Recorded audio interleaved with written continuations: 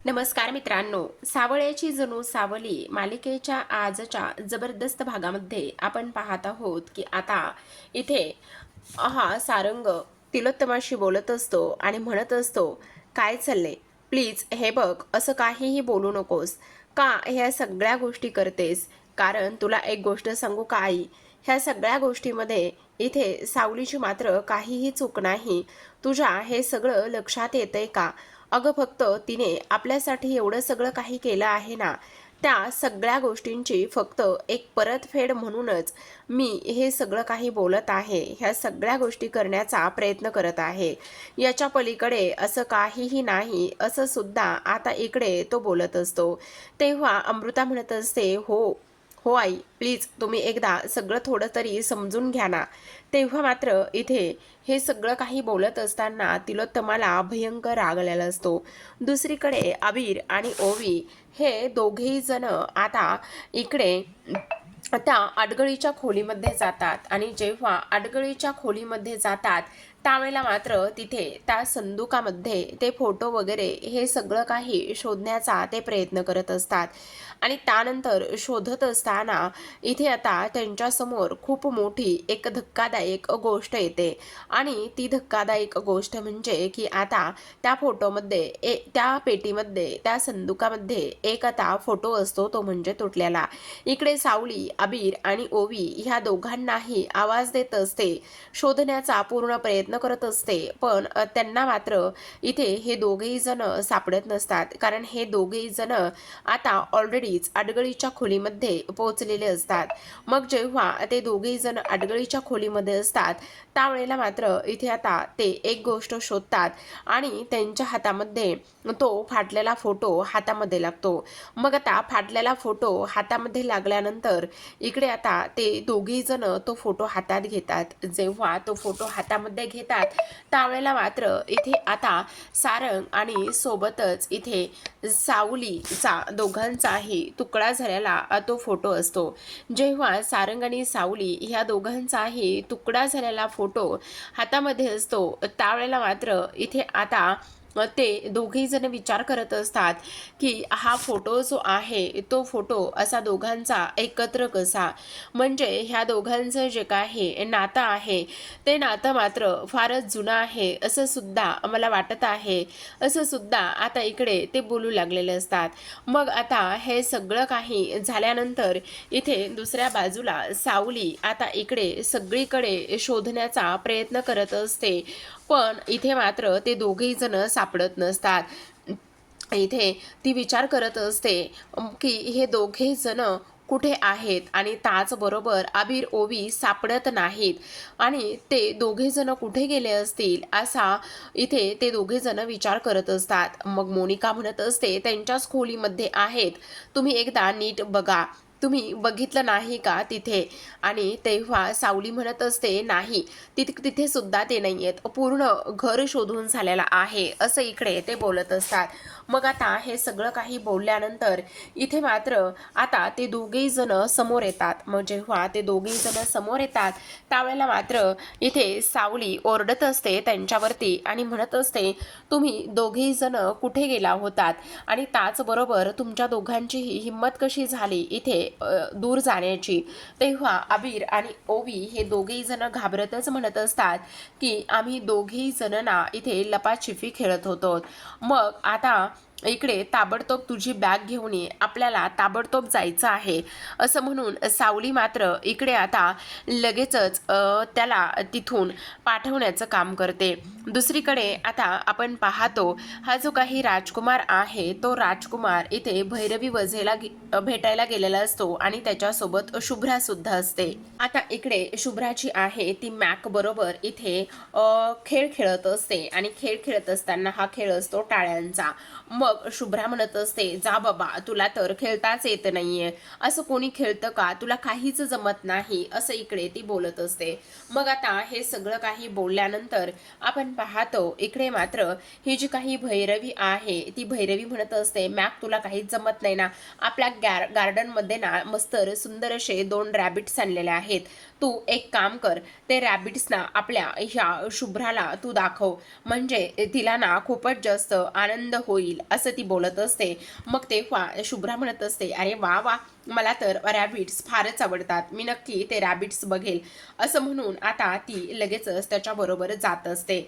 मग त्याच्याबरोबर गेल्यानंतर इथे आपण पाहतो की हे सगळं काही अशा पद्धतीने होत असताना आता मात्र इकडे ही जी काही भैरवी आहे, ती भैरवी एका गोष्टीचा विचार करत असते की आता तुला बोल, काय बोलायचं आहे ते. आणि तेव्हा तो म्हणत असतो, मला तर आता खरं सांगायचं म्हणजे काहीच कळत नाहीये, काय करावं आणि काय नाही ह्या सगळ्या गोष्टी कळतच नाही, पण तू नेमकं कशाबद्दल बोलतोयस, असं ती विचारत असते. तेव्हा तो म्हणत असतो, तुला एक गोष्ट सांगू का, आता ना घरी मात्र इथे ही आलेली आहे सावली, आणि घरी सावली आल्यानंतर ना मला आता खूपच जास्त इथे टेन्शन आलेलं आहे की आता तुला सांगू का, 8 वर्षानंतर सुद्धा इथे ना एक गोष्ट झालेली आहे, आणि ती म्हणजे की इथे जो सारंग आहे ना, जेव्हा तो सारंग इथे शुद्धीवर आला ना, तेव्हा त्या सारंगने इथे दुसऱ्या तिसऱ्याला कोणालाही ओळखलं नाही, तर फक्त आणि फक्त इथे त्या सावलीलाच ओळखलं, आणि 8 वर्षानंतर त्याने फक्त त्या सावलीचंच नाव घेतलेलं आहे, असं सुद्धा आता इकडे तो बोलत असतो. मग आता भैरवी थोडीशी टेन्शनमध्येच आलेली असते. तर इथे आता जगन्नाथ म्हणत असतो, ताबडतोब इकडे सावलीला बोलून घे, कारण आपल्याला इथे अजिबातच थांबायचं नाहीये, आपल्याला इथून जायचं आहे, असं सुद्धा आता इकडे तो बोलत असतो. आणि ह्या सगळ्या गोष्टी बोलल्यानंतर आता मात्र इकडे सावलीची ओटी भरण्यासाठी ही सगळी लोक इथे आलेली असतात.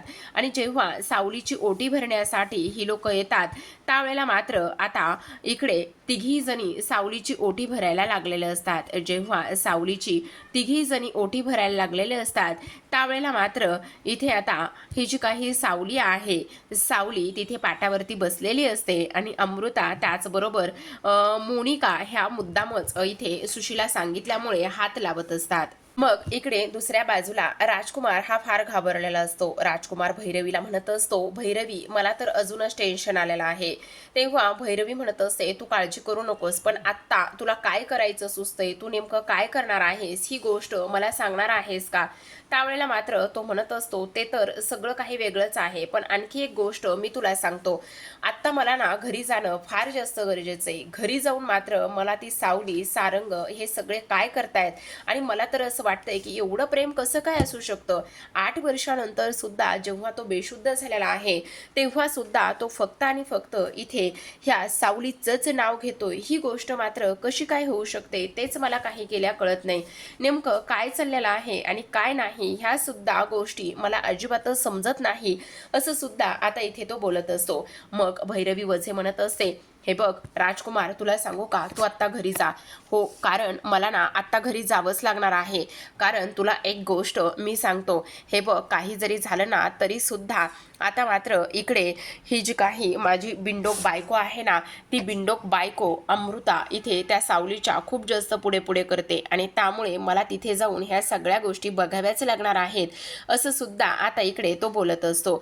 मग आता हे सगळं काही झाल्यानंतर आपण पाहतो इथे आता भैरवी अजूनच हसायला लागलेली असते, कारण तिला कळलेलं असतं की आता मात्र इकडे कितीही नाही म्हटलं तरी सुद्धा हा राजकुमार मात्र पूर्णतः घाबरलेला असतो.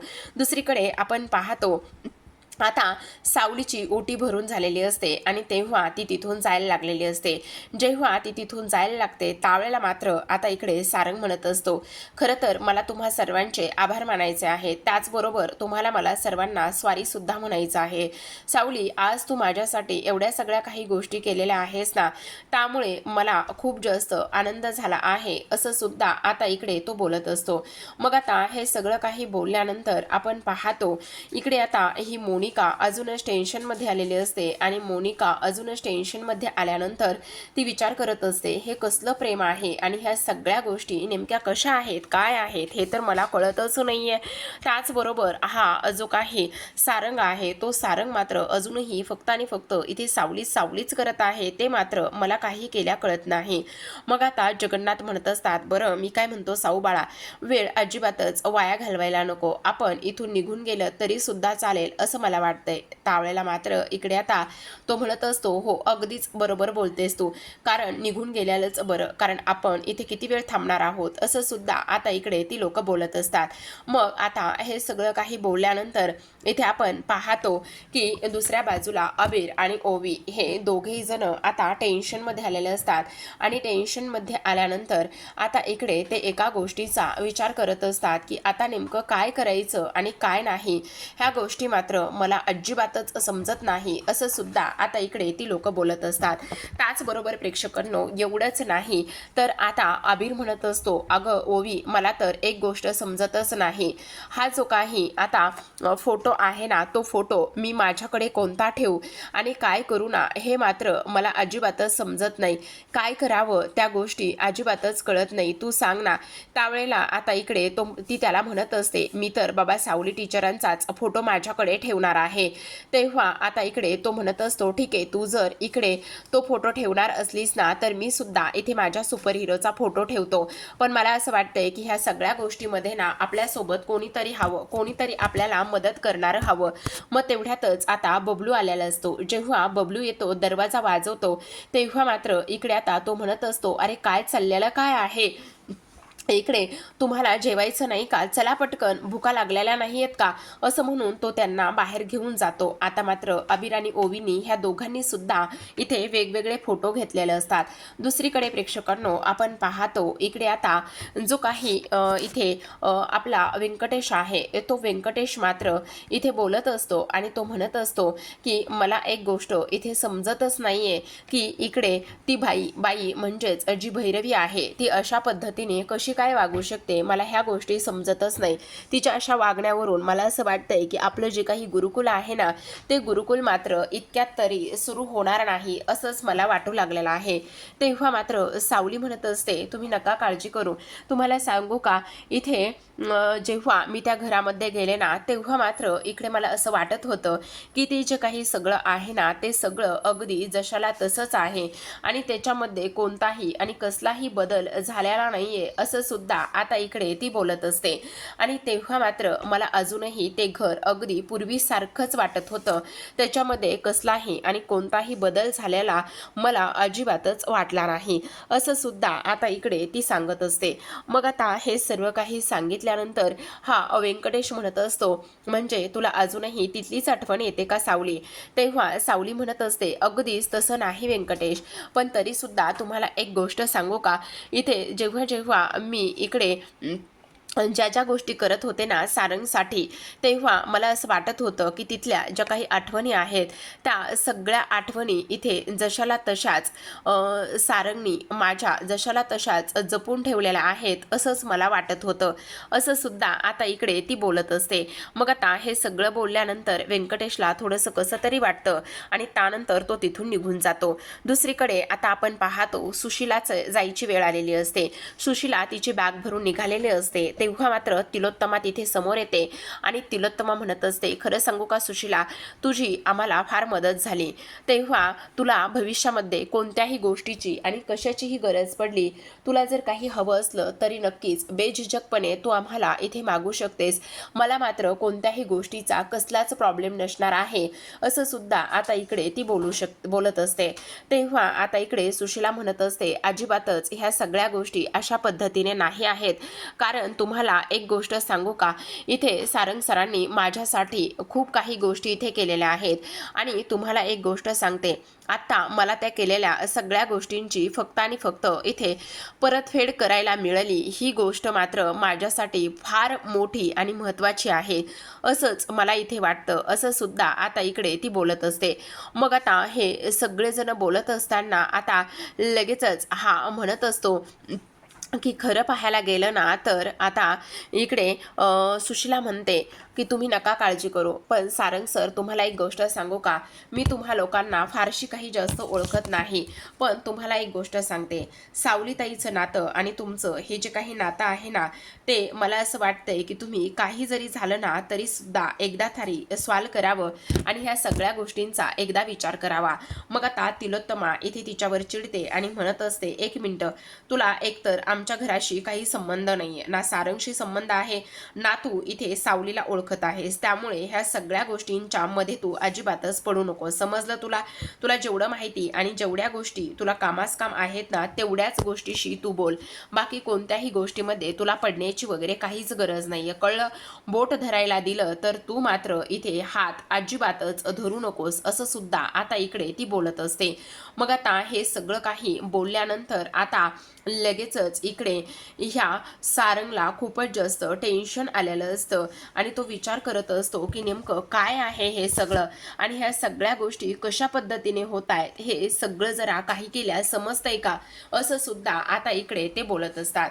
मग आता हे सगळं काही बोलल्यानंतर सावली मात्र इथे आता संध्याकाळी झोपलेली असते आणि जेव्हा सावली इथे संध्याकाळी झोपलेली असते त्यावेळेला मात्र इकडे आता तिला सारंगची घेतलेली काळजी आणि त्या सगळ्या गोष्टी इथे आता आठवू लागलेल्या असतात.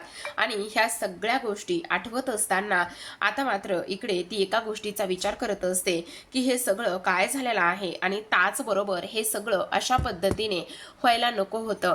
त्याचबरोबर सारंगची घेतलेली काळजी, सारंग बरोबर घालवलेला वेळ, हे सगळं एक ना अनेक गोष्टी आता इकडे तिला आठवू लागलेल्या असतात. तर आता प्रेक्षकांनो, एवढंच नाही तर सावलीला मात्र इकडे आता झोप येत नसते आणि सावली इथे विचार करत असते की आता मी सारंग सरांना काय उत्तर देऊ आणि काय नाही. त्याचबरोबर सारंग ठीक तर असतील ना, इथे त्यांना कसलाही त्रास तर होत नसेल ना, असं सुद्धा आता इकडे ती बोलत असते. तर आता प्रेक्षकांनो, इकडे ह्या सगळ्या गोष्टी होत असताना सावली मात्र फार अस्वस्थ असते.